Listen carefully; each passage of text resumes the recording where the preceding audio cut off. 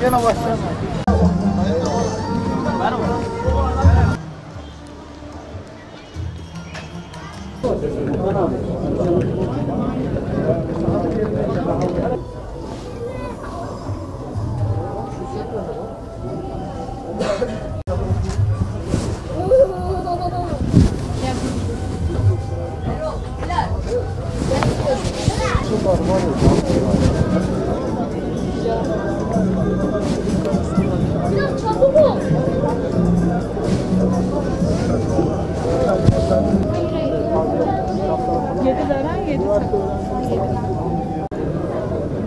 Var mı bizde?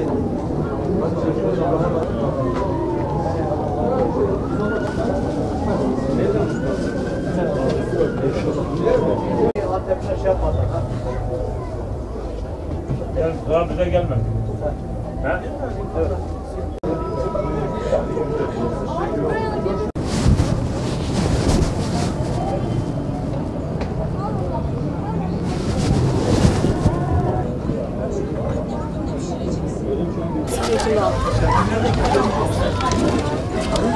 Hocam ben de istiyorum.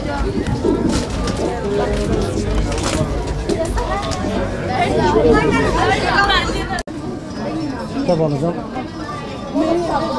Evet, dinimiz oku diyor.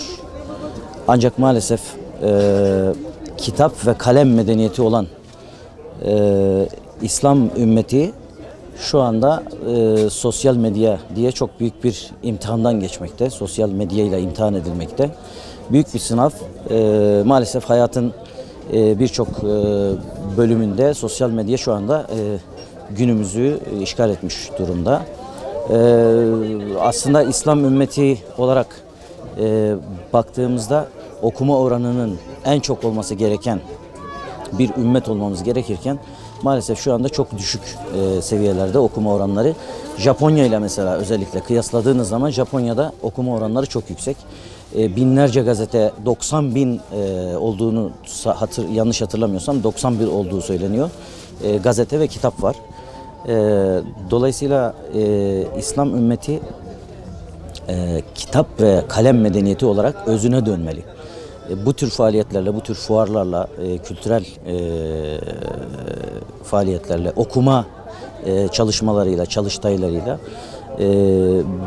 bir an önce gençlerimizi tekrar yeniden bu gerçeğe, bu kültüre geri döndürmemiz gerekiyor. Biz Diyanet Vakfı olarak bu tür fuarları sürekli düzenliyoruz. Aslında burada Gaziantep'te düzenlenen fuarda 4.'sü diye ifade edildi ancak 37. fuarımız bizim aslında. 37 yıldır daha doğrusu yapılan fuarlar bunlar. Bir takım şehirlerde yeni başladığı için onlara şehir bazında işte 1., 2., 3., 4. fuar diye ifadelendirilmiş. Şu anda burada Gaziantep'te yaklaşık olarak 101 tane standımız var.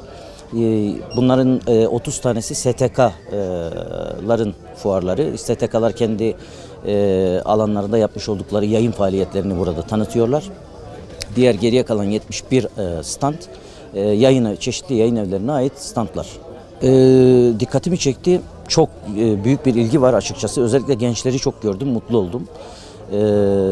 Sanırım üniversite gençleri çoğunluğu, yani lise seviyesinde de bir takım gençler vardı ancak çoğunlukla üniversite gençleri, açıkçası mutlu oldum.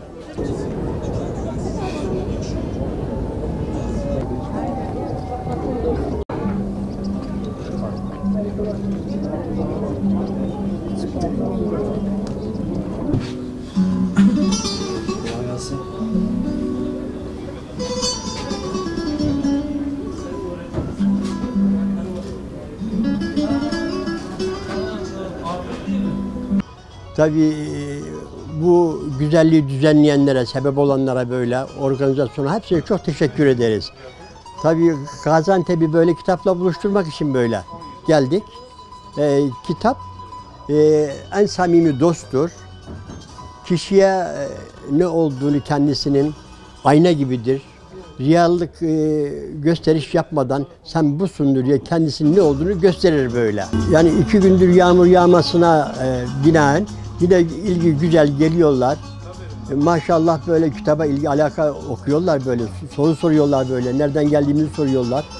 Şimdi belki medyada elektronik olarak çeşitli vasıtalarla bilgisayar vasıtasıyla indiriliyor ama kitabı eline açtığın zaman, sayfalarını kokladığın zaman, saydığın zaman bambaşka onda bir lezzet var böyle. Onu almak lazım.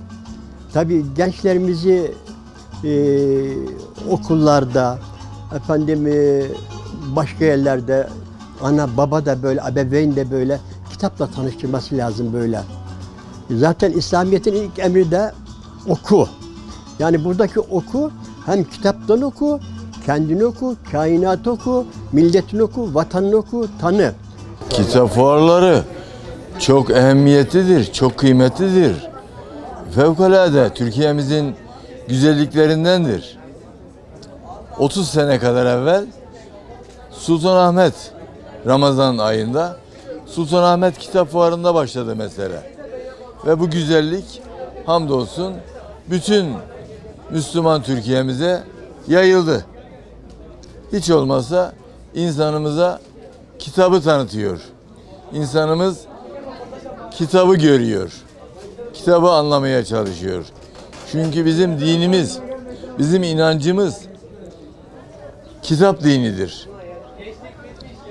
Bizim mukaddes kitabımız Kelamullah, Kur'an-ı Kerim, ikra, oku emriyle başlar. Bugün maalesef Türkiye'mizde okumak çok zayıf.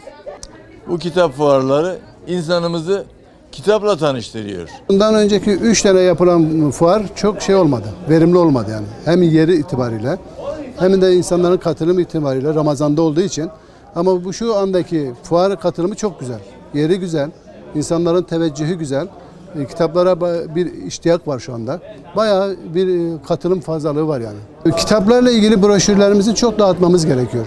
Okumayla ilgili alakalı böyle güzel vecizeler, ayetler, hadisler insanlara teşvik babında oluyor. Mesela biz dağıtıyoruz burada bazı sözleri okumak kaydıyla. Çok güzel yani teşvik oluyor kendileri için. Okumaya alışkanlık sağlıyor yani. Öğrencilerin büyük ilgisi var. İnşallah bunların devamını diliyoruz yani. Ya zaten Kur'an'ın ayetinin 1/3 ilimden bahsediyor. Kitap okuyan kişilerde ilim sahibi daha çok olur. Allah'ın ilim sıfatları daha çok açığa çıkar. Allah'ı tanımasına vesile olur. Kendisini tanımasına vesile olur. Çünkü insan kendisine ilim olmazsa insan kendisini tanıyamaz. İlimle insan kendisini tanıyor zaten. Yani kitabın çok önemi var. Kitap okuyan insan cehaletten kurtulur. Cehaletten yener ve niçin yaratıldığını bilir. Muhammed, benim camiye gitmem lazım.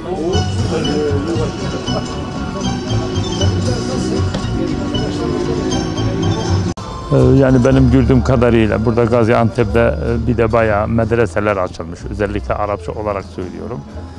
Bu medreselerin kitaba ilgisi oldukça güzel. Gelip bakıyorlar, mümkün oldukça alıyorlar. Güzel bir şey yani bu ilerisi içinde güzel bir olay olur. Gaziantep için de güzel bir hizmet olur düşünüyorum. Ben ilk defa katılıyorum. Bu sene katıldım. Diyanet'te bu işi organize eden bir arkadaşım var. O bir şekilde bir görüştük. Beni illa davet etti. Mutlaka gel. Gaziantep'te Arapça kitap yoktur. Bu manada ben de tabii ki yılların bir birikimi çok ciddi bir kitap zengin çeşitli olması hasebiyle ben de geldim. Fuar ben 1990 yılı itibariyle fuar tanımaya başladım. İlk İstanbul'da bir fuara katılmıştım. Henüz Diyarbakır'daydım. Ve inanılmaz bir ilgi alaka görmüştüm o zaman. Bunun dışında ben bir kitapçı olarak Arap dünyasının çok önemli kitap fuarlarına katılıyorum. Aynı zamanda stand açıyorum. Bunların başında Kahire, Riyad, Casablanca, İran, Tahran Fuarı, bir de Şarika, Dubai bölgesi, Riyad. Bunlar çok önemli, İslam dünyasının çok önemli fuarları. Ve bunlara yaklaşık 28 yıldan beri her yıl katılıyorum. Çok önemli bir olay. Kitaba ulaşma açısından fuar çok önemli bir etkinliktir. Çünkü ulaşamadığınız, bulamadığınız bir yayın evini, her yayın evine ulaşma imkanınız yoktur. Ama fuarda bu tamamen sizin ayağınıza geliyor. Muazzam bir hizmettir fuar olayı. çok önemli bir şey. Yani kitapta önemi dediğiniz gibi Allah'ın ilk emri bile okuma emridir. Okumak dünyada en önemli şeylerin başında gelir. Ama ne yazık ki ülkemizde bu çok geri sıralarda okuma olayı. Ve belki bu bölgede, yani İslam dünyasının bölgesinde en gerilerde kalan ne yazık ki Türkiye'dir. Arap dünyası bunun daha ilerisinde ama İran çok daha ilerisinde. Ve İnşallah bu da zamanla gelişir diye ümit ediyoruz. Tabii ki kültürel gelişim açısından Gaziantep'imiz için çok önemli bir hadise, eylem, olması gereken bir etkinlik. Gelişen bir şehrimiz metropol büyüklüğüne doğru gidiyor. Tabii ki kültürel oranda da ekonomimizin çok iyi olduğunu, gelişerek devam ettiğini, bu açıdan da kültürel bazda da gelişim göstermesi gerektiğini tabii ki bilinçli bir birey olarak bilincindeyiz. Yani Gaziantep'imiz için çok önemli görüyorum. Maalesef Gaziantep'imiz kültürel açısından biraz geri kalınmış gibi gözükebiliyor ama nüfusun vermiş olduğu yoğun bir göçün halen devam ettiği bir şehir olarak kültürel bazda diğer şehirlerimize göre biraz alt sınıf olarak bilinebilir. Ama bu eylemlerle, bu teşebbüslerle Gaziantep'imizin kültürel oranda yükseleceğine inanıyoruz. Bu açıdan da her türlü desteklerimizi sunuyoruz. Kitap okumanın insanoğluna çok faydası olduğunu defalarca bilim adamları tarafından belirtilmiştir. Kitap okuma öncelikle hafızamızı güçlendirdiği gibi zekamızın hızlarını geliştiriyor. Alzheimer hastalığının tamamen ortadan kaldırılığına dair büyük deneyler var. İnsan bilgi edindiği sürece kıymetlidir. Bilgiyi kullandığı sürece daha çok kıymetlidir. Bilgilenmemiz kitap okuma sayesinde gerçekleşecektir. Muhakkak ki ayet-i kerimenin de buyurduğu gibi yani ikra sözcüğünden de hareketle oku emrinin de ne kadar kıymetli olduğunu okuma eylemimizle de gösteriyoruz.